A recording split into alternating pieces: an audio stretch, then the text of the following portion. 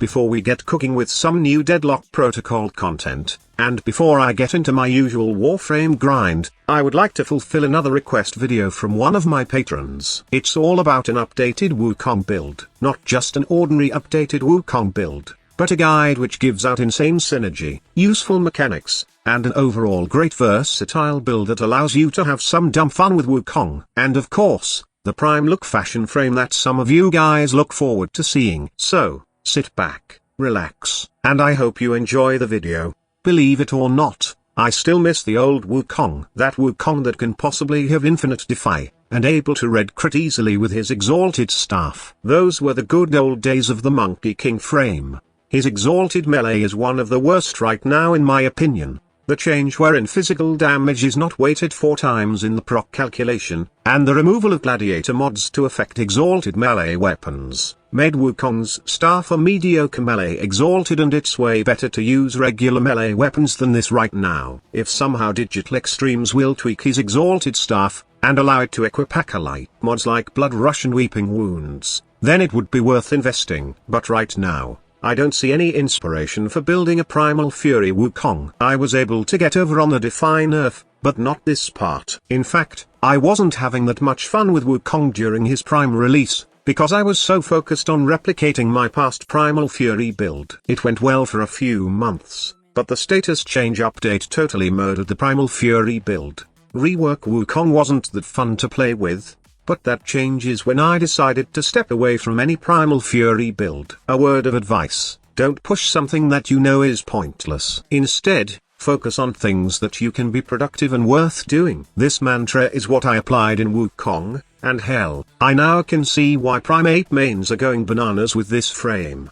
The thing about Rework Wukong is he becomes more flexible and less boring. Instead of just a one-press button frame, his abilities are now more active. Defy is all about casting it at the right time and location right now, not just a single press and manage your energy ability. Cloud Walker has also become very useful right now because of the increase in casting speed. This ability is fast, and can be used in several ways. It's a way to escape sticky situations, heal your celestial twin, or even use it to cheese spy mission. Yes, Wukong is one of the best spy frames right now. His Cloud Walker can let you bypass those lasers, and you'll be hacking those consoles quickly with this ability. But the best ability for me so far is his Celestial Twin. When you give this ability with the proper build and setup, this will give you tons of dumb fun playing with Wukong. The best part about Wukong's twin is it shares the same stats with him. In addition, the same mod will be applied to the weapons wielded by the twin. And best part is, you can equip 2 powerful weapons at the same time. Remember that the twin will choose to equip a melee when you are using a secondary or primary, while it will use your primary when you are using a melee.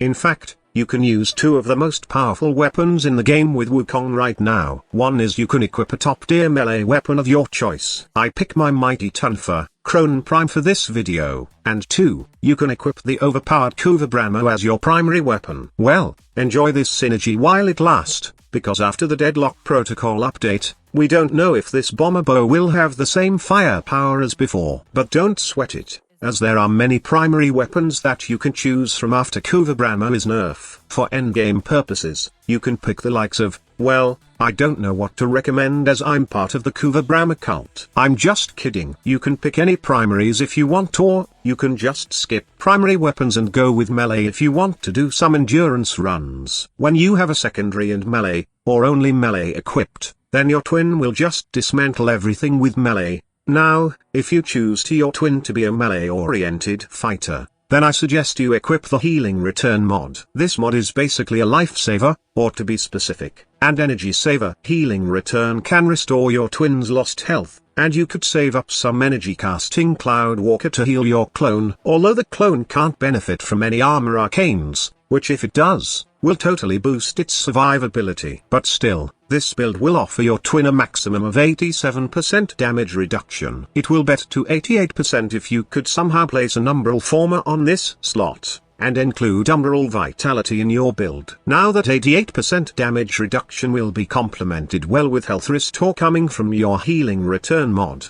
making your twin last long on the battlefield. For the original Primate, this 88% damage reduction could ramp up to 93% if you both have Arcane Guardian, and arcane tanker on your setup, and yes, that's not taking into account the damage reduction given by the adaptation mod. This build is 100% built to survive high-level missions, and also, this build ensures that you will have enough energy to cast your other abilities with the help of Hunter Adrenaline. In fact, at high-level missions, you won't need Zenuric's energizing dash, and you can go with Naruman Power Spike, so you could min-max your melee build. Take note that this Wukong setup is not only for endurance runs. It can be taken anywhere if you want. In fact, this setup is also a good leech hunter. One very important advice that I would give you while dealing with your Kuva leech is that, don't go face to face with it. Instead, let your celestial twin do all the work. Just simply command your twin to attack the leech by aiming your reticle to the target, and tapping the celestial twin ability key.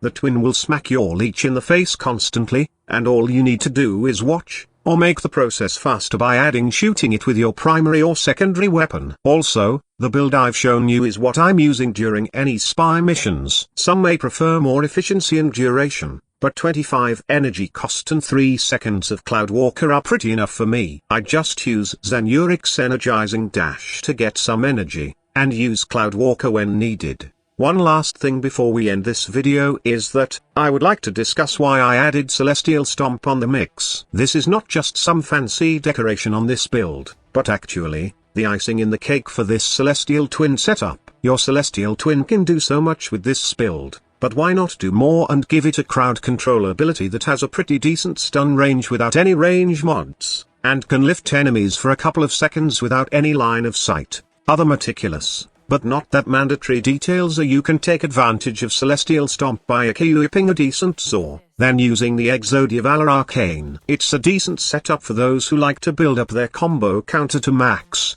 then use a heavy attack. Rinse and repeat. Also, if 2 primates are not enough, then you can add one more by simply equipping a Cosmic Spectre. This type of item will replicate the frame and weapons of your choice. Simply put all the necessary things on your loadout, and then replicate it with a Cosmic Spectre. The Spectre can use all of your equip weapons, but it can only use the Defy ability of Wukong. It's fun seeing multiple copies of yourself, but Force Spectre is not necessary since they are ineffective sometimes. They are only farmable in nightmare missions, and could end up being destroyed by high-level enemies within seconds. Again, these are unnecessary things that you can add for more dumb fun with Wukong. So that's all about it. I hope you both find the video entertaining and informative. If you did, then please do hit that like button and subscribe for more Warframe content. I will be pumping more content before the Deadlock Protocol arrives. But if it arrives this Thursday, as I expect it, then be advised that I will be holding those planned contents for future release, and I will review first those fresh new content. I hope that I will see you in my next video. If you want to hang out with me, or the Grind Team community, then we have a Discord server with over 10,000 members. There you can find someone to play with, or just talk about games and life itself. I will leave the link to our Discord server below. Also, the PS4 exclusive giveaway is still running on our Discord. Don't forget to see the end of this video for the Primate Fashion Frame. Thank you so much for watching. Squad Leader signing off.